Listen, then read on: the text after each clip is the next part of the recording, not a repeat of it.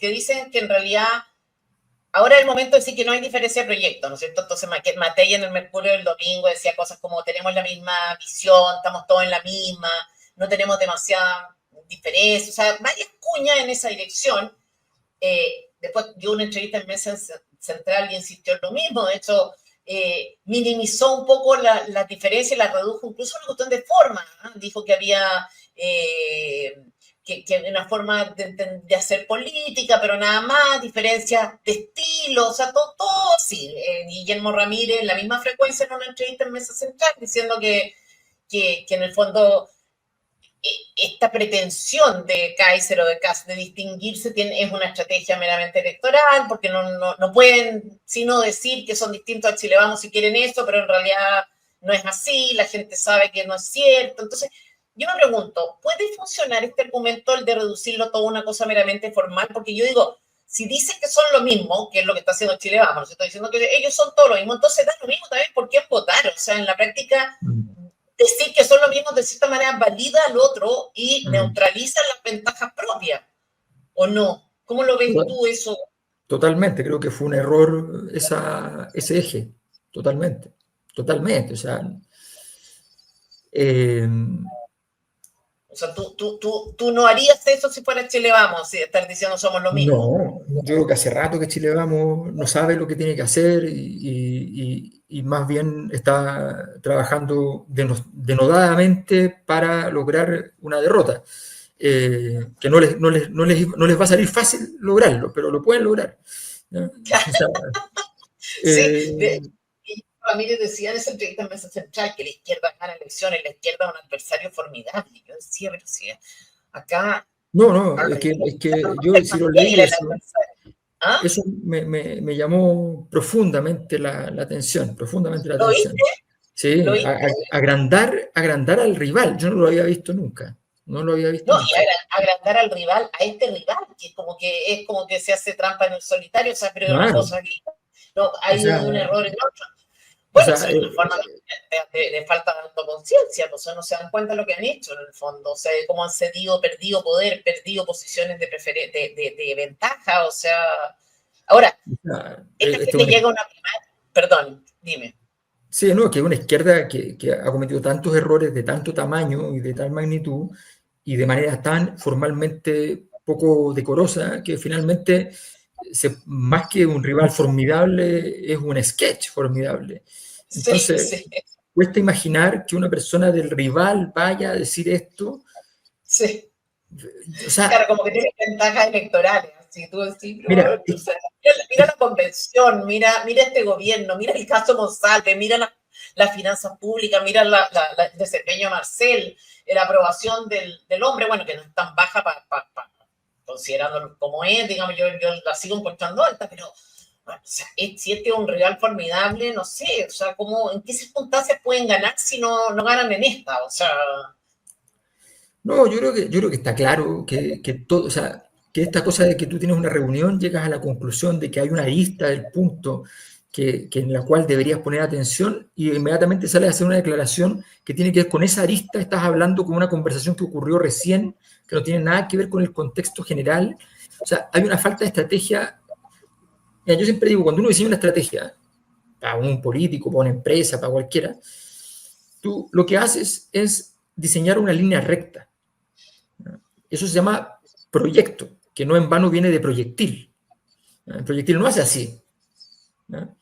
El proyectil que es inteligente puede seguir un objetivo, eso ya es una cosa súper sofisticada, pero como estamos en la prehistoria desde el punto de vista del diseño estratégico político, mejor preocupémonos de mirar efectivamente cómo hacemos la línea recta.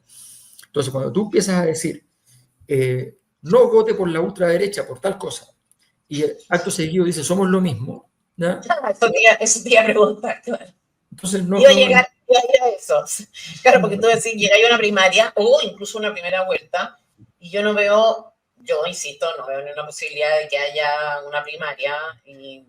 ¿Cuál sería el elemento distintivo? O sea, van a tener que echar mano a este otro comodín, ¿no es cierto?, que es el del extremismo. Y ahí enfrentan otro problema, que es el de alejar, o sea, primero el doble discurso, como dices tú, o sea, no hay línea recta, sino que un día somos lo mismo y otros días tenemos al frente unos extremistas. Y segundo, también alejar la base de votantes, cuando a ti te están diciendo que tú eres extremo, ¿no es cierto? Y no eres extremo, o lo eres, da lo mismo, no es un piropo en ningún caso, ¿no es Mm. cierto? ¿Qué pasa con el electorado en esa estrategia? Es que yo creo que la derecha está traumatizada eh, porque por su propia, porque sabe en el fondo que en su estructura política actual, a nivel de los partidos, que sé yo, hay mucha debilidad, no hay liderazgo fuerte, no hay capacidades fuertes. Entonces, en ese trauma aparecen los traumas normales de todas las campañas, que cometiste un error, que te costó caro. Entonces, el error que cometió Lavín de decir que era socialdemócrata le costó caro porque su electorado no lo leyó como tenía que leerlo. Y finalmente es culpa del que lo dice, porque la política es así, no es culpa del resto. ¿Ya? La gente no entendió lo que él quería decir. Lo que él quería decir es que él había que ir a buscar los votos al centro, ¿ya? Porque no se le iba a quitar lo de derecha a Joaquín Lavín. ¿Ya? Eso es evidente. Entonces, no se le quita. Si yo trabajé con él en una presentación conjunta y no se le quita. Entonces, entonces, y está bien, eso está bien. Entonces, en el fondo, ¿qué es lo que pasó? Que todos los empresarios dijeron, no puede ser que vamos a tener un gobierno socialdemócrata de los nuestros, imagínate la locura, qué sé yo. Entonces perdió esa vinculación con el centro político, terminó llegando casi, sabemos lo que pasó. Entonces, en ese contexto hay un temor por parte de la centro derecha de ir y decir, mire, queremos una relación con el centro fuerte, queremos articularnos con ciertos conceptos del centro y establecer claramente los conceptos.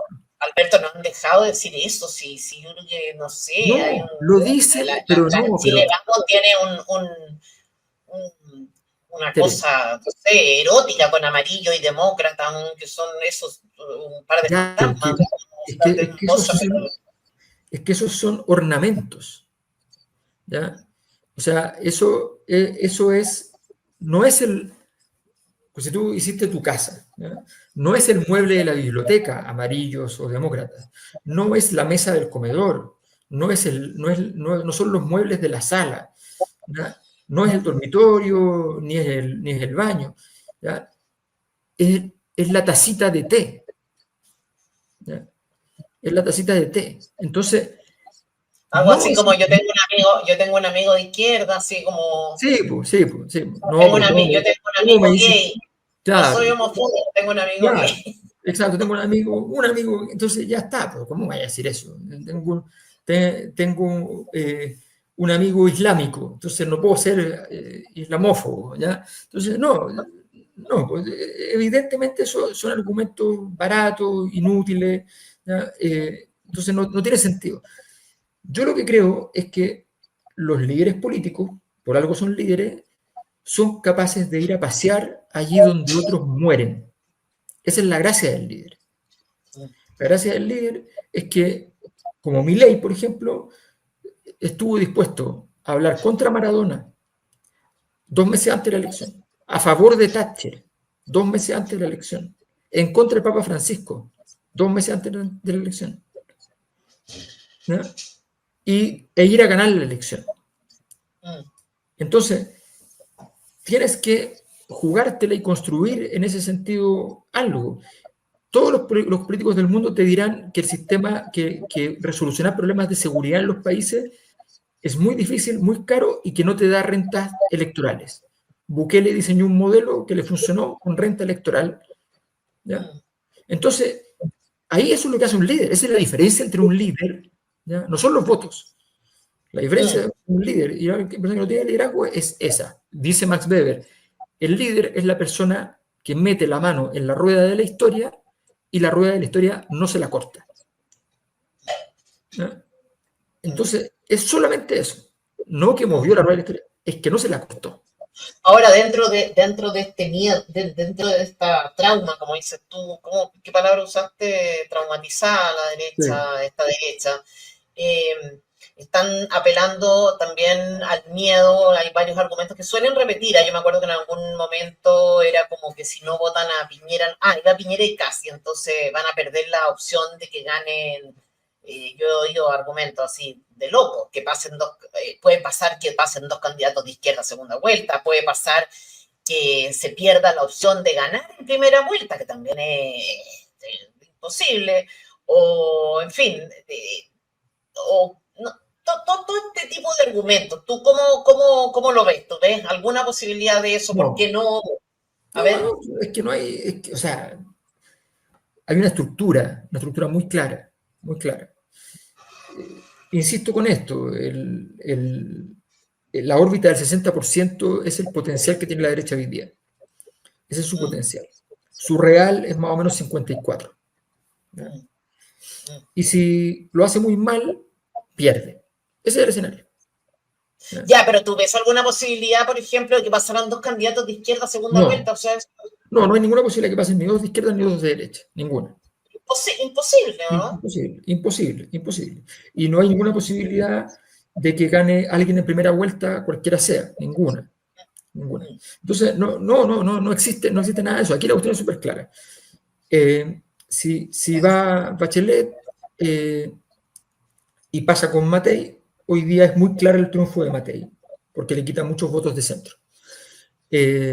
Si va, y para eso Bachelet tendría que despercudirse, entre comillas, de esta vinculación muy fuerte con el Frente Amplio que adquirió en los últimos años. Tendría que claro. salir de ahí. ¿No? Entonces, Sí, y con el Partido yo creo que Comunista y todo eso. mm, Entonces, mm, y no lo va a hacer. No lo va a hacer, entonces, mm, o no es fácil de hacer además. Y por otro lado tienes la dimensión de Kaiser, digámoslo hoy día, que es una votación que le va a costar mucho, a menos que haga algo que le permita salir a jugar un partido distinto, que no sería raro, porque Kaiser viene construyendo su escalera. Y es normal que tú mm, primero construyas una escalera para el 20%, otra para el 30%, y en una segunda vuelta tú tienes que construir una escalera para el 50+1. ¿Ya? mm, Y ese mm. 50+1, él ya logró pasar rápidamente la del 20, que es muy difícil. Suele Sí, ser muy complicado sí, superar el 20. sí, Se logró sí. superarla. Y sin un cambio sustancial, parece ser, Nada. ¿no? Claro, sin No, costo, sin costo, sin costo sí, intelectual, digamos. sí, Entonces, claro. entonces, A la derecha le gusta exacerbar el miedo y plantear escenarios imposibles como posibles para... también lo hicieron, bueno, yo tengo como un tema con esto, pero también lo hicieron para el segundo proceso. Esto era como, o tú apruebas este tema, este texto, o el octubrismo. ¿Estás a favor del texto o eres octubrista? Cudillo, de hecho, hizo lo mismo en su campaña municipal, que era como una cosa así a mí me molesta mucho porque en el fondo finalmente, no sé, se trivializan fenómenos, se vacían de contenido, cosas que son serias y hasta cierto punto ya uno incluso lo reivindica, o sea, esta cosa de decir o yo o el octubrismo, entonces resulta que pucha, a, a validar el fenómeno octubrismo. Pues si no vota por Matei eres octubrista, bueno, no es, llego el cartel y yo soy octubrista, te fijas, entonces me molesta mucho esta mira, utilización de falacias, de mentiras en campaña, en fin. yo tengo un amigo que es mayor que yo y además de ser amigo ha sido un gran maestro para mí en términos intelectuales. Y él decía, cada vez que uno dice, a propósito de las izquierdas, ¿no? Cada vez que uno dice, que pasa mucho, algo o muerte, por ejemplo, revolución o muerte, ¿ya? Normalmente es muerte. Entonces, cuando uno juega a estas dualidades absolutas, donde o es esto o el octubrismo, va a ser el octubrismo. Va a Bueno, ser el ayer estaba octubrismo. acá, ¿viste un video de Cas que circulaba? También Sí, sí. era como, vengan, ¿cómo era? No vayan por carabineros, vengan por mí. Claro, una cosa así como de nuevo, no sé, a lo mejor funciona, no sé, electoralmente, en términos de campaña, a mí me daría como a mí me haría Bueno, vergüencita. pero es un momento, Vengan por- es un momento interesante literariamente. Ya, Sí, sí, pero como William Wallace. Po. Ahora, no, yo no, después sí, de sí, ese video de campaña que estamos comentando no puedo decir nada, me pero acordé me acordé de don Francisco que en ese momento se consideraba el secuestro, no se sabía que era la muerte de este niño Anfrus en los 80, se ofreció para ser intercambiado por el niño, ¿no? Entonces, atroz, entonces, sí. claro, estos momentos Pero heroicos, gigantes, Pero yo de verdad creo a ver, yo veo una regresión analítica muy fuerte en la derecha, muy fuerte. Ya, a ver, explica. Eh, yo creo que no están, a ver, tiene que ver con muchas cosas, creo yo, ¿eh? Yo creo que es una cosa más estructural en el mundo. O sea, el año 95, si uno miraba élites políticas, había un conjunto de élites políticas en el mundo que estaban muy contentas, muy esperanzadas y muy contentas con el presente y con el futuro que venía.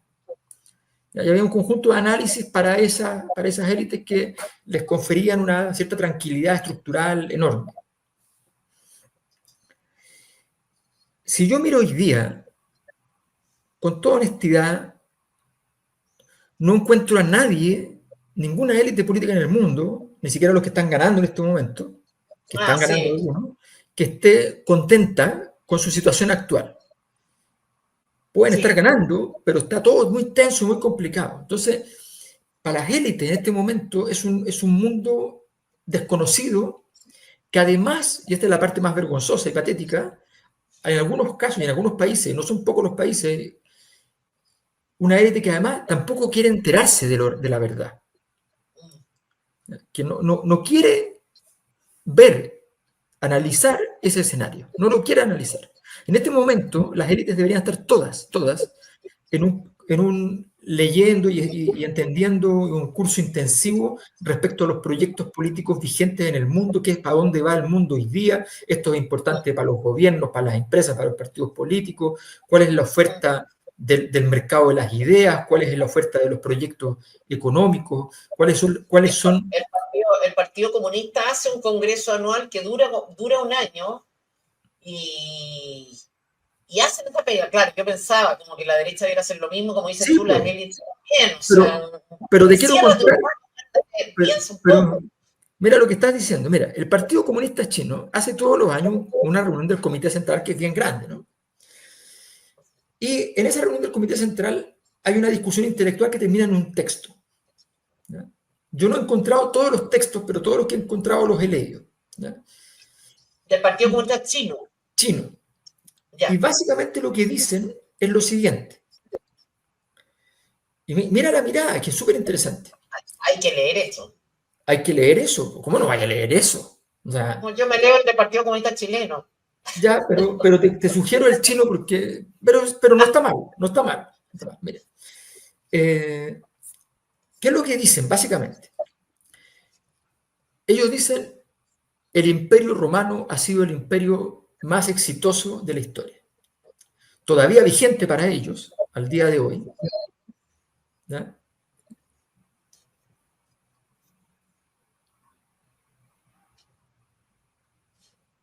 No te escuché nada. No, pues si dejé de oírte yo a ti. Ah, ok, ya. Te El decía lo Imperio siguiente. Romano ha sido el imperio más exitoso de la historia. Hasta ahí, Exacto, y yo muriéndote. ok. Entonces, y eso ha durado hasta el día de hoy, desde lo que entendemos como la Grecia clásica, o más bien el helenismo, que es justo después, ¿no? Desde ahí para adelante, para ello se configura esto que podemos llamar genéricamente el Imperio Romano, que no es exactamente el Imperio Romano, que realmente duró 5 siglos nomás, ¿ya? Pero ellos consideran que todo esto, por la influencia cultural, por la construcción greco-latina, qué sé yo, por el derecho romano, por las instituciones configuradas en torno a todo ese, a Aristóteles, a Platón, qué sé yo, el cristianismo, todo ese proceso, ¿ya? Ha hecho el imperio más grande de todos y más exitoso. Este imperio se está terminando hoy, así, hoy. ¿Ya? Póngale la fecha, entre el 2023 y el 2027 se termina. ¿Ya? Y viene un nuevo imperio, probablemente de semejante duración, no estamos hablando de un imperio de 80 años como el imperio norteamericano. Dejé de oír. Te decía lo siguiente, Ahí. te decía, ¿qué es lo que ellos proyectan? Proyectan que se está acabando entonces el imperio romano y que viene un nuevo imperio. Y ese imperio es el imperio chino. con una duración estimada, esto lo dicen, todo esto es de soslayo porque es muy elegante como se dice todo esto, ¿ya? Ya, ya. Que es que es un imperio que pretende tener la importancia y el destino del imperio romano, o sea, un imperio que dure 2500 años. Chuta. ¿Ya? ¿Ya? Hay harto molchino, bro. Entonces, entonces, hay una, pero da lo mismo si ocurre, no da lo mismo, pero da lo mismo si ocurre o no ocurre. Lo que importa aquí, hoy, es que hay una perspectiva súper concreta de cuál es su plan estratégico. Y conciencia, claro, conciencia, diseño, como te gusta decir a ti. Claro, hay un diseño, o sea, tú, ¿cómo funcionaba el Imperio Romano? Con caminos. ¿Qué hicieron los chinos? Caminos, caminos por el aire, por el agua, por la tierra, logística, Mm, logística. Los imperios se hacen con logística. No mm, son textos constitucionales, no son solo eso, es logística. ¿Ya? mm, Estados Unidos se compró una tesis complejísima de que tenía que abordar todas las variables, todas, mm, todas. ¿Ya? El Hollywood para el control cultural, la bolsa para el control financiero, ¿ya? El Estado profundo, ¿ya? Para la maquinaria política interna, ¿ya? La CIA para toda la organización, planificación militar externa, ¿ya? Con oficinas gubernamentales para todo. Altamente complejo, altamente caro, altamente difícil. Los chinos dijeron, nosotros a comerciar, precio, precio, precio, precio. Ustedes inventaron la sociedad de masa y que triunfa el precio más barato. Nos encanta. Somos masivos y tenemos precios bajos. Nos va a ir bien. Y siguieron una línea recta y resulta que todo lo demás, mientras ellos siguieron una línea recta, Estados Unidos jugando todos esos partidos, ¿ya? mm. O sea, hoy, Hollywood tenía que ser, los Oscars tenían que ser la escena, ¿ya? Política de la disidencia con Trump, porque tenía que ser en ese instante donde nadie se atrevió a mover una hoja. No hicieron casi nada, ¿ya? Porque sencillamente funciona así. El que va, hay una estructura de poder detrás que no te acompaña ya. Falta análisis, falta diseño, falta examen de lo que está pasando. Las élites debieran estar encerradas, como dices tú, pensando. Y retomando un poco con el tema del octubrismo, me llamó la atención, a propósito de falta de análisis o de diagnóstico, no, a lo mejor tú coincides con él, pero Guillermo Ramírez decía también en esta entrevista de Defensa Central que vi que la historia le dio la razón al presidente Piñera, refiriéndose a la crisis del 2019, y algo así como que la estrategia de Piñera había estado perfecta, que la constitución terminó siendo fortalecida, dice algo así como que todo salió conforme a lo previsto, o sea, Piñera fue el guaripola del segundo proceso, pero él quería fortalecer la constitución. Eh, en el fondo dan a entender que la crisis del 2019 fue perfectamente comprendida y abordada, controlada y superada por el presidente Piñera y no por la pandemia, que es lo que yo creo que pasó, que se calmó un poco la cosa gracias al COVID, como decía creo que Iván Poduje en uno de sus libros. ¿Cómo crees que entendió Piñera el piñerismo, esta crisis? No, Sebastián Piñera nunca lo entendió y la verdad es que lo que sí entendió nunca lo quiso señalar porque era políticamente inadecuado para sus intereses. Eh, Como te digo, yo lo conversé bastante en detalle porque me tocó una entrevista en Canal 13 en septiembre del 2023 y a él le tocaba justo después que a mí. Entonces, cuando me encontré con él entrando y yo saliendo, nos sentamos un rato a conversar y me dijo que si tenía tiempo para quedarme y esperar que él saliera para conversar después. Entonces le dije que sí, yo estaba de paso por Santiago, así que estaba con tiempo, era domingo, entonces me quedé y lo esperé, vi la entrevista que le hicieron. Fue justo antes de que sacara la tesis del golpe de Estado, qué sé yo, y todo eso. ¿Ya? No te escuché ahí, perdona. Yo no he hablado. Ah, Estaba ok. oyendo voces, Alberto. Perdona, no, no, es que no te vi, Estaba oyendo vocecitas. vi la boca, pero no, no, es que como estás con, como que hay retraso, hay rezago. Bueno, entonces, Ah, ya, ya, ya, ya. Estaba oyendo vocecitas. estoy como mi ley. Entonces, lo que pasa, entonces, el tema es el siguiente, que nos sentamos a conversar cuando sale y llegamos al tema del estallido. Y me negaba todas las variables que a que Piñera tenía una variable es difícil, porque le importan los datos, le importaban los datos mucho. Y me negaba todas las variables. Porque, claro, estaba preparando el argumento que no me lo dijo en todo caso de la tesis esta del golpe, ¿no? Entonces, yo creo que él estaba muy traumatizado justamente con lo que le había pasado, con la derrota que había significado, que todo su plan, que era un plan grande, AP, COP25, la final de la Libertadores, Chile en la escena mundial, él liderando esa escena mundial, era, era su diseño, los 33 en nuevo modo más político, ¿no? Sí, Eh, y eso fracasó, entonces fue un gran dolor para él, según sí, yo interpreté. Pero evidentemente Sebastián Piñera nunca fue capaz de entender el proceso político y social que lo rodeó durante esos días complejísimos, me imagino lo que significó, o sea, es una cosa... tuvo suerte porque básicamente el nivel de anomia de todo ese proceso era tan grande que no había espacio para transformar un estallido en una revolución. Pero eso, con un poquito de orientación política, se convertía fácilmente en una revolución. Entonces, no, él nunca lo entendió, ¿ya? Lo he escrito en varios libros eso, y creo que, pero creo que tampoco en general el sistema político lo entendió. Yo me acuerdo el lunes siguiente al estallido estar en Radio Cooperativa y estar con un panel de gente muy destacada, ¿ya? Y gente que hay respeto intelectualmente, todo diciendo, ya basta de diagnósticos, tenemos que ya hacer las cosas que sabemos que hay que hacer. Entonces yo miraba esto y decía, persona, ¿cuál es el diagnóstico?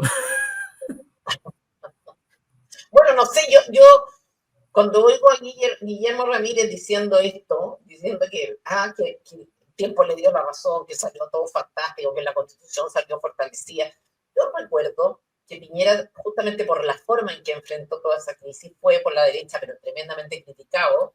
Yo sostengo mis críticas hasta el día de hoy.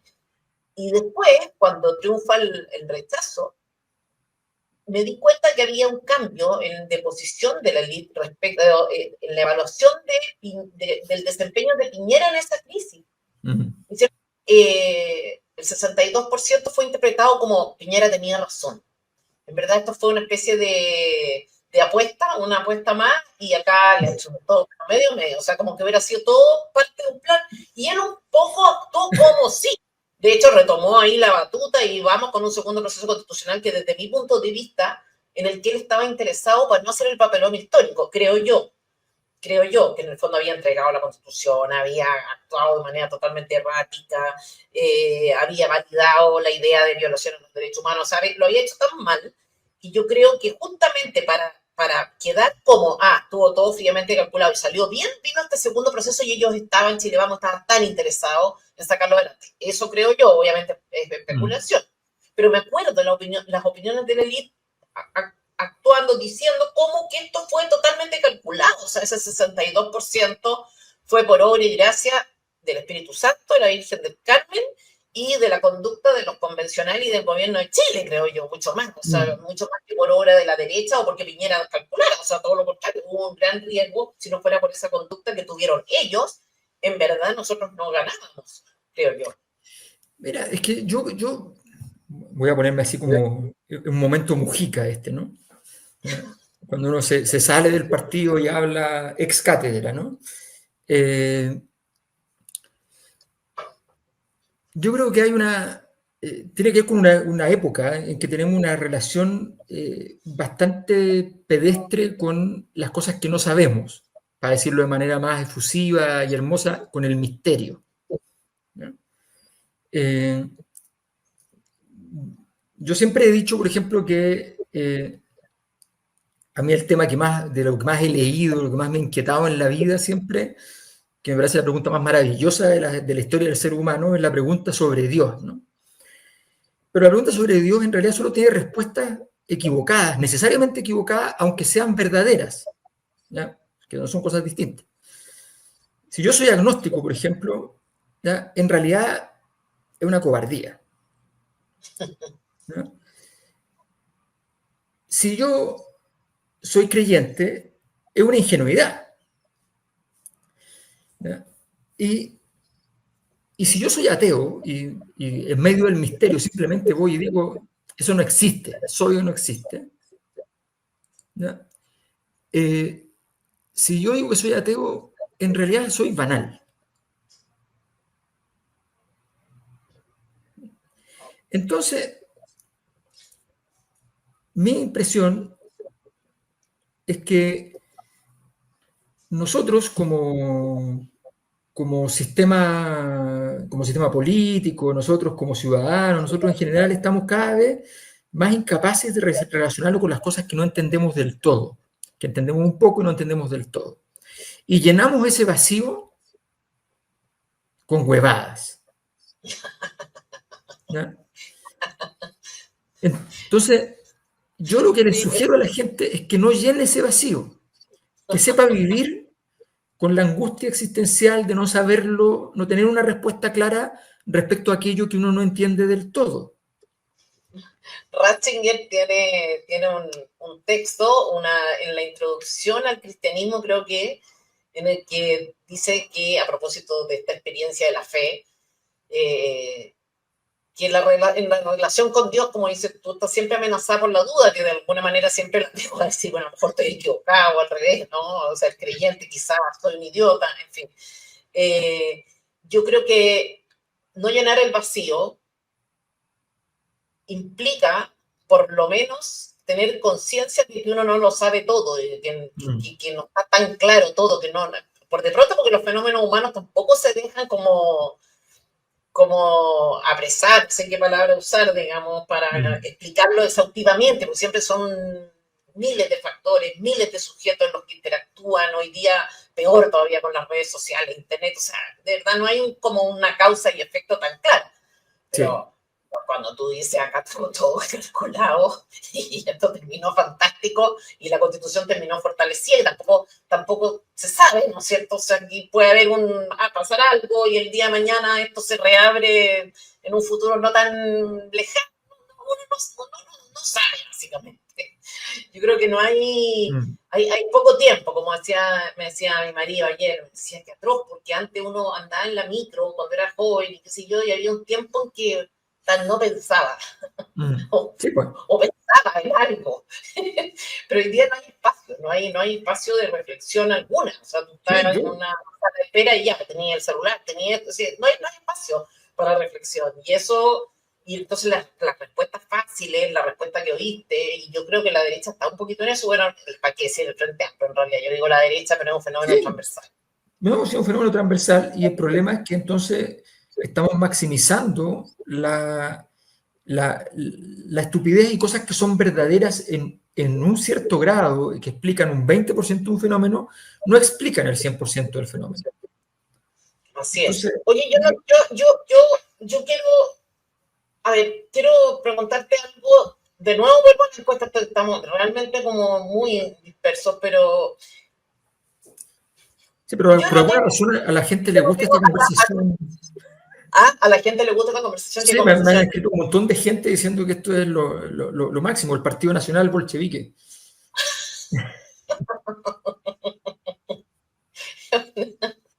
Ay. Bueno, sí, me he reído mucho Que sí, hay que decirle, hay que tú decirle a la vas a gente ganar. que existió el Partido Nacional Bolchevique en Rusia al inicio cuando cayó el muro del Berlín, un partido que era la derecha, la extrema derecha, con excomunistas al respecto. Así que para que sepan que el Partido Nacional Bolchevique. PNB, Partido Nacional Bolchevique, ya saben, pueden inscribirse en el Así, servicio. Abarca un amplio espectro de lectores. Pues. Oye, ya, pero Quiero volver un poco a Kaiser. En una entrevista del domingo también en el Mercurio planteaba como desafío del Partido Nacional Libertario esto de formar partido. Yo creo que de verdad que hay que tener mucha energía, mucho entusiasmo. Yo me muero. Enfrentar a la burocracia estatal del Estado de Chile, que es una cosa pero increíble. Decía que el desafío era sacar un buen número de parlamentarios, poder respaldar al gobierno, si van a hacer oposición, fiscalizar. Bueno, todo lo que en el fondo ya empieza a pensar una persona que no solo es candidato, sino que está armando un partido, ¿no? Entonces, mi punto es, ¿va a ir o no va a ir? Porque si este es el plan, da la impresión de que tendría que, no sé, formar listas, probablemente no competir, no sé. Tampoco descartada, me llamó la atención una frase así como de tomarse un café o una cerveza con casa. Entonces, ¿va o no va? A mí me cuesta pensar que vaya en parte, pero por otra parte le está yendo tan bien. ¿Tú qué crees? ¿Cómo No, reaccionaría el doctorado yo, si no fuera? yo no veo la posibilidad de que no vaya, yo creo que va a ir. La primera pregunta es si el partido es un elemento táctico o estratégico. ¿Ya? Si es táctico, me parece que está bien, o no está mal al menos. Si es estratégico, creo que se equivoca. Pero yo creo que él tiene que en este momento preocuparse de seguir la línea recta, que es la línea que le ha dado el crecimiento. O sea, él tiene que seguir creciendo, tiene que hacer cosas diferentes para crecer cuando estás en este nivel, ya tienes que demostrar otro tipo de atributos, va a tener que demostrar un poquito más lo que le rindió la altisonancia ya lo rindió, necesita ahora salir un poco de ahí, pero yo creo que él o sea, está parado en este momento en la zona de crecimiento y eso es muy valioso y por tanto tiene que aprovecharlo y no distraerse con cosas colaterales. Esa es mi impresión. Que haya otra gente que forme el partido, que estructure y que él cada tanto dé un dedazo en favor de eso, está súper bien, pero no, yo creo que ¿Qué eso, pasaría con ese electorado si no eh, va? Que yo creo bastante probable que no vaya, o tan probable como que vaya, que no vaya. ¿Qué pasaría con ese electorado?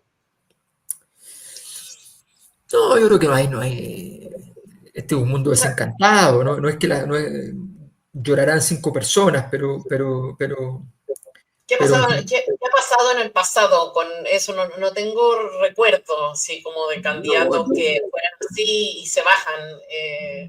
no, es muy difícil. Es que mira, lo que pasa es que cuando tú entraste en este juego, salir es casi imposible. Primero porque el costo de salir es muy grande, muy grande. O sea, cuando tú te vas de la política, tienes que estar diciendo que estás llegando, porque si no, por la espalda te matan, porque todos le tienen miedo a todo. Es una cosa increíble. Tú marcas 1 punto, 10 puntos o 15 puntos, igual es un peligro, porque dijiste una frase afortunada y eso le dio miedo a no sé quién, y entonces hay que eliminarte del mapa. Es un mundo, las corridas de bolsa y las candidaturas presidenciales son los dos lugares desquiciados. ¿Ya? Sí. Desquiciados. Entonces yo creo que efectivamente una salida es imposible en este momento, no es viable para él. Una entrada con partido, con toda estructura, tampoco tiene mucho sentido. Yo iría fundamentalmente pensando en crecer, entendiendo que puede ocurrir un fenómeno tipo Milei en el cual te llenaste de votos inopinadamente, y ganaste. Pero eso va a depender del contexto, no depende de un candidato, porque hoy día, si este año es malo económicamente, por ejemplo, Kaiser tiene muchas más posibilidades. Y no parece que está muy bueno. Marcel está como con las cuentas, como está con problemas con los números.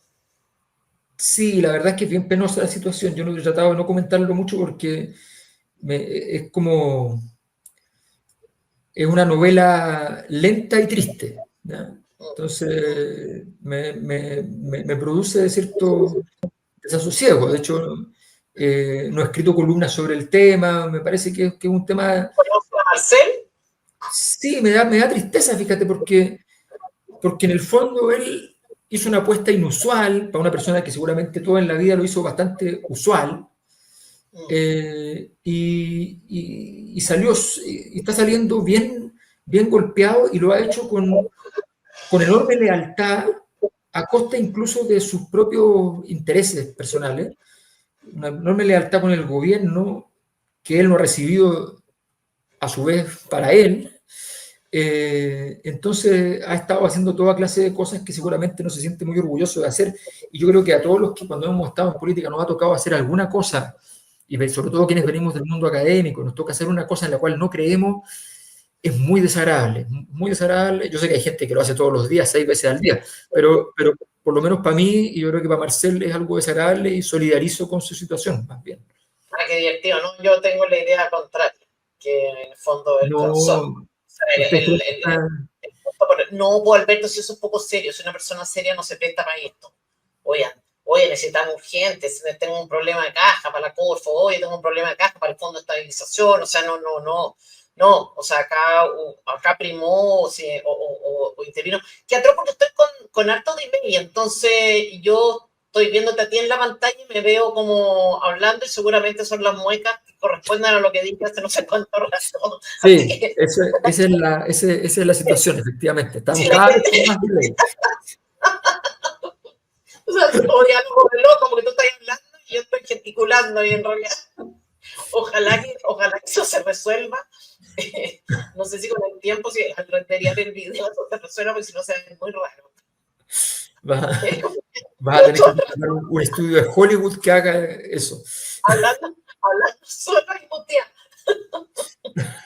Bueno, no, yo creo que no, yo creo que tenía muchas ganas de ser ministro de Hacienda y que esa gana se lo comieron nomás, porque en el fondo acá esto de hablar de lealtad y todo, porque ¿qué lealtad? Si no te hacen caso, tú tenés que pitear, tenés que prender las alarmas, como si estás a cargo de las finanzas públicas, esto no es proteger a Boric su objetivo, digamos, es un tema demasiado serio, demasiado grave, demasiado incidente en la vida de no sé cuántos millones de personas somos, creo que hoy día vamos 19 millones, ¿no es cierto? Como para que tú te des el lujo de ser leal al presidente para aguantar cualquier wea. ¿Cachai? Entonces yo no me cuesta un poco pensar que eso. Alberto, se me acaba el tiempo, yo creo que a ti también, además estamos con delay, bueno, reitero que esta entrevista